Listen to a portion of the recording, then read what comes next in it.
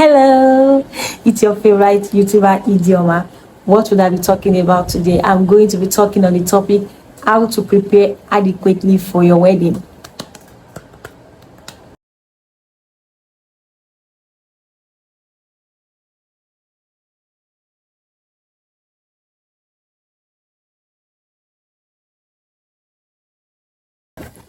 So, you have found your missing rib and you have those butterflies in your tummy, and you're like, yeah, I'm going to get married soon. So, how are we going to prepare for your wedding? Like, how are you going to prepare for your wedding?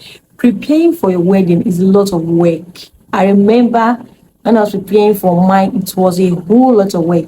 But what saved me is this: I prepared for my wedding months before my wedding took place. So a month to my wedding, I was just resting. Why? Because I have prepared adequately for my wedding. I'm going to give you tips on how you could do that. How can you prepare adequately for your wedding? One, make sure you have chosen a date. Yeah, choosing a date is really crucial. Some people skip that part, prepare other things and then skip the date, and this makes the wedding to get postponed. Why? Because they have not selected a date, and it drags the wedding behind.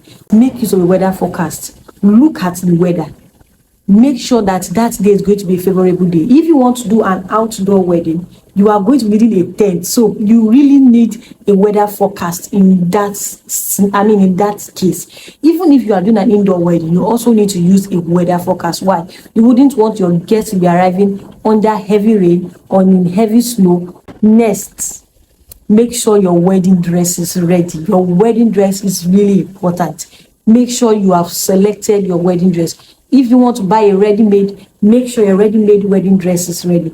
If you want to sew, make sure you have gone to your tailor. Make sure that you have taken your measurement, and make sure that the tailor you are using is a capable tailor, please. So that it wouldn't be a case of what I ordered versus what I got. You know what I mean? Yes. Make sure you choose your caterer.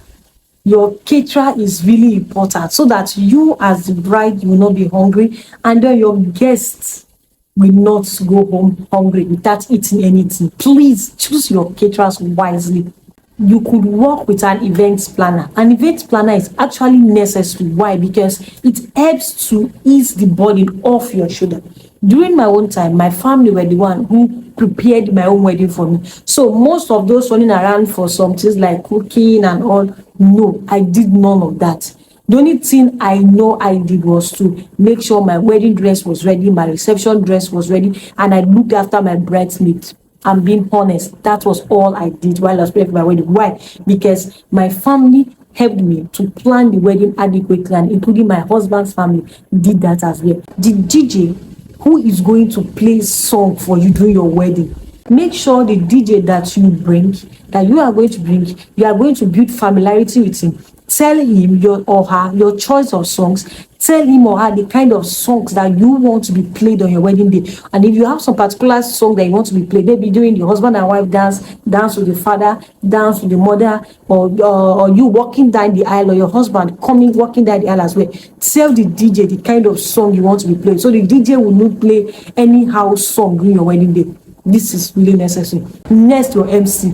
Your MC is the one who keeps the crowd lively. He or she makes everywhere lively. And also make sure the MC you are getting, you also build familiarity with the MC. Why? Because it's really necessary. You wouldn't want an MC to crack some kind of jokes that wouldn't please your guests, your family, or your in-laws. Just try and build a bit of familiarity with your MC. It's needed. Next, your cake. The person who's going to be in charge of your cake, please, very necessary, build familiarity with that person, so that your cake wouldn't look like cake that want to fall, or your cake is sliding. No, please. Please build familiarity with your cake vendor, and make sure you tell your caterer the kind of cake you want him or her to make for you, and also give your cake vendor your budget. Give your cake vendor your budget. So you didn't ask for 5-tier cake and you're paying less amount of money. Please, how do you expect the cake to look like? You get what I mean? Next, all I'm talking about, the ring. I know that it's usually the groom that runs around for the wedding ring and all, but it doesn't hurt if you and your groom run around for the ring. Make sure your rings are ready and the rings are your size. So it will be when you are being joined together, your ring is being worn into your finger, and then you realize that, oops, it's not your size or it is not your size. So please make sure the rings are okay. You have checked it, you have tried it, or your husband knows your wedding ring size. Good. Your husband knows your ring size. Good for you. Next, what are we to do? Please, ladies, look at your groom. You know, most guys, they don't really bother themselves about wedding planning. Like, I just want to marry. Let me know I'm married. It is we ladies that we run around to make sure that our wedding is perfect. So make sure your groom suit is ready. And your groom suit is the suit that suits your taste. You know what I mean? The suit needs to suit your taste. And his groomsmen too. Make sure you are following your husband to be up, so that your groomsmen clothes will be ready as well. And then your bridesmaid, please, and your maid of honor, make sure their clothes are ready. Make sure that your maid of honor clothes are ready as well. Next, what are we to plan for? Where are we going to spend the night before the wedding day? I will advise you to use a venue closer to where your wedding venue is going to take place. What do I mean by that?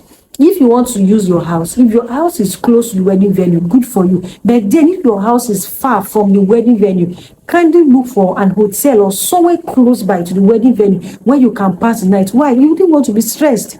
Your makeup artist will meet you there, make you up. Your stylist will meet you there to style you. You wouldn't want to run around, or you wouldn't want to stress yourself in your wedding day. No. So make sure these things are put in place. Next, you also select where you and your husband will spend the night after the wedding day.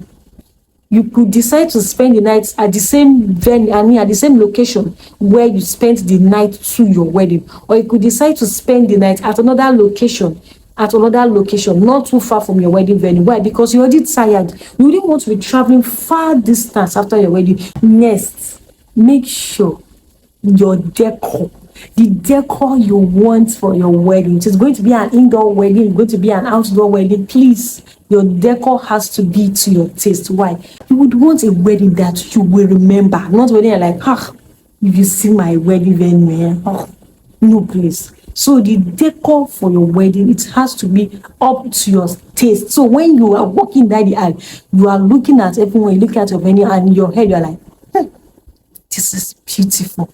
And then your smile widens. Next, your stylist. I know I've spoken about this. Your stylist, it could be your clothes stylist, it could be your hair stylist, and all. Make sure they come early to the location where you are going to get dressed. Make sure they come early, please. If it is for you to book a room for them to pass the night over before your wedding day, if you are financially buoyant enough to do that, please do that, in order to avoid them from coming, the videographer and the photographer, someone who will cover your wedding for you, and someone who will take good solid pictures of your wedding. Please, this is really necessary, because these are the memories that you get to see later, years, days after your wedding, and you're like, wow, thank God I employed a good videographer, thank God I employed a good photographer. Then the last thing I'm going to drop is this: if you are going to spend your honeymoon somewhere else,